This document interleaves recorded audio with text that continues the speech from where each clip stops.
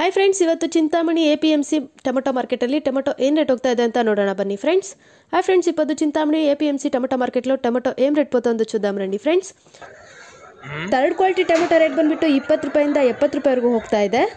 Third quality tomato రేట్లు వచ్చేసి 20 రూపాయల నుండి 70 రూపాయల వరకు పోతా ఉంది. Third quality tomato rate is 20 rupees to 70 rupees.